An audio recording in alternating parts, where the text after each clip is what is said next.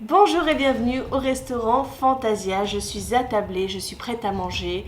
Notre hôte Stéphanie de la chaîne Pikiti Bookin nous accueille en ce mois de mai pour ce restaurant éphémère.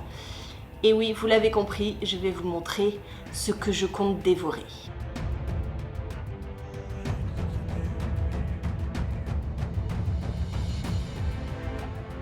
Cette année, j'ai décidé de faire une palle raisonnable, une palle auquel je peux me tenir. Parce que d'habitude, si vous avez déjà vu des mois de la fantaisie sur la chaîne, ma palle est gargantuesque, mais je ne peux pas lire tout ça, c'est impossible. Donc cette année, j'ai décidé d'être raisonnable. Et pour être raisonnable, j'ai décidé de choisir des livres qui pouvaient rentrer dans 3 catégories: entrée, plat, dessert. Je compte lire le premier tome de la saga Water, Fire, Deep Blue. C'est un livre que j'ai depuis des années. C'est un livre qui m'a été choisi par Julia dans une précédente vidéo. Si vous ne l'avez pas vu, n'hésitez pas, je vous mets le lien en barre d'infos. Ce livre regroupe donc une entrée, un plat, un dessert sous la forme de entrée.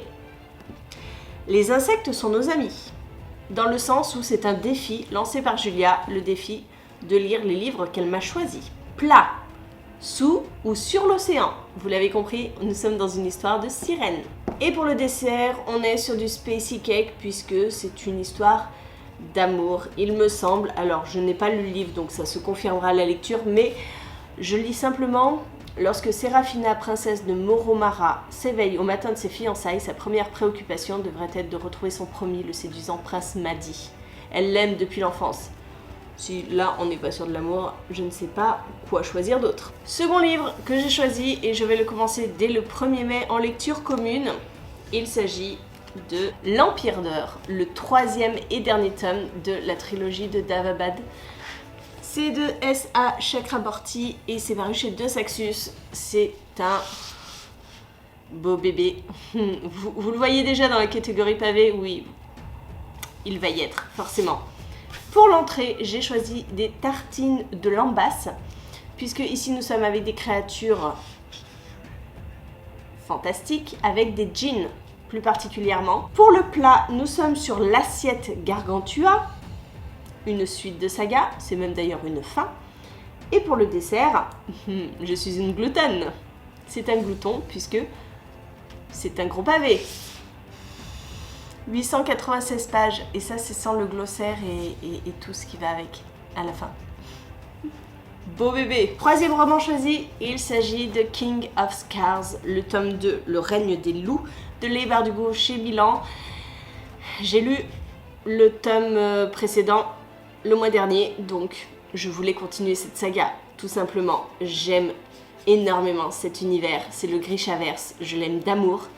C'est pour ça qu'il rentre dans la thématique de l'entrée avec Petite douceur du chef, une saga chouchou. Je ne pouvais pas trouver une saga plus chouchou que Six of Crows, Grisha, King of Scars. En plat, ce sera la spécialité du monde puisque on va partir dans un voyage. On part dans le Grishaverse, je vous l'ai dit. Nous allons voyager dans Ravka, à Fjerdan, à Ketterdam, bref... dans tout l'univers de Six of Crows, je ne sais pas ce qu'il faut plus pour voyager dans cet univers-là. Et en dessert, j'ai décidé de le mettre dans Café Gourmand, parce que vraiment, ce livre, je le choisis, mais c'est plus qu'un choix, c'est ma destinée. Il faut que je finisse cette saga et que je termine tous les livres que j'ai dans le Grishaverse, pour leur dire adieu. Et enfin, en livre, je vous ai dit, je suis hyper raisonnable, je me suis choisi Le Pont des Tempêtes de Daniel L. Jensen chez Brajlon. Je n'entends que des bons retours sur cette lecture. Le livre est splendide et il me tarde de le découvrir. C'est un premier tome, donc si vous voulez, ici je me suis dit que c'est le petit livre bonus. Il n'a pas forcément à être dans des catégories. Bon, c'est une saga.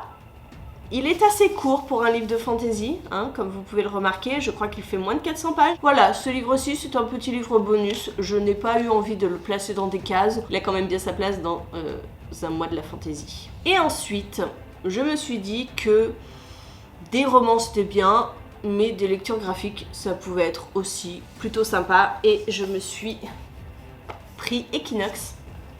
Le premier tome, Cheval de Lune, de Aurélie Wellenstein, au dessin Gate, je ne sais pas.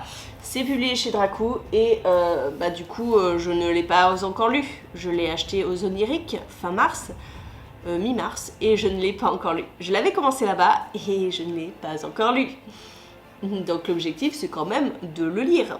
Parce que je l'ai commencé, je ne l'ai pas fini, mais je vais le reprendre depuis le début du coup. Hein. Voilà, ça fait plus d'un mois. Je trouve qu'il a aussi sa place dans le mois de la fantaisie et qu'il me fait très envie. Et l'achat du jour, puisque je vous tourne cette vidéo et je suis passée en librairie et j'ai acheté ce livre qui m'a tapé dans l'œil. Je l'ai vu, je l'ai voulu, je l'ai pris. Il s'agit de Brume, le tome 1, Le réveil du dragon, de Jérôme Pellissier et Karine Hinder, paru chez Glénat. Mais regardez-moi la beauté de cette couverture déjà. Les illustrations sont splendides à l'intérieur. Julia l'a déjà commencé, hein. Elle me l'a piqué, elle l'a commencé. On est avec un dragon. Est-ce que je dois en dire plus? Moi je vois un dragon, des dessins trop choupinous, j'achète. Voilà, écoutez, c'en est tout pour cette palle. Vous voyez, je suis extrêmement raisonnable. Ça ne veut pas dire qu'en cours de mois, je ne puisse pas rajouter quelques livres qui me plaisent, qui me font envie.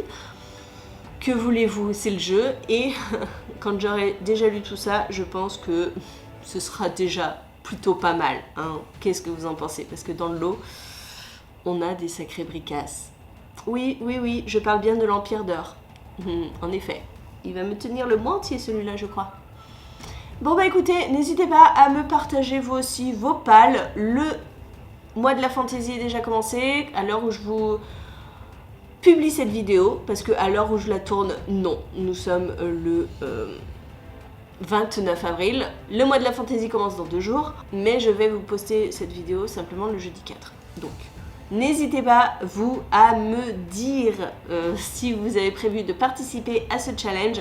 C'est un challenge que j'adore, je ne le loupe pour rien au monde. Chaque année, c'est mon rendez-vous privilégié. N'hésitez pas à me dire tout ça. J'adore regarder des palles pour les challenges. Et moi, en attendant, je vous fais des gros bisous. Je vous souhaite une très bonne journée, de très bonnes lectures et je vous dis à très bientôt pour parler de toutes ces lectures du mois de la fantaisie.